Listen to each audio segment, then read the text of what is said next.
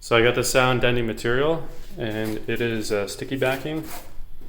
It's got all these logos on the side of it, which I'm not kind of keen on.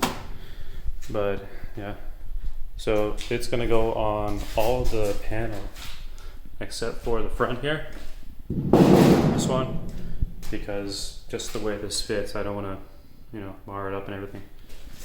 So one there, big giant. This one's the biggest one.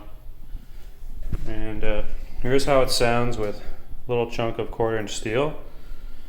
And let me see if I can get the camera in here. Just to hear on the, you know, this would be the before. Let's do it again.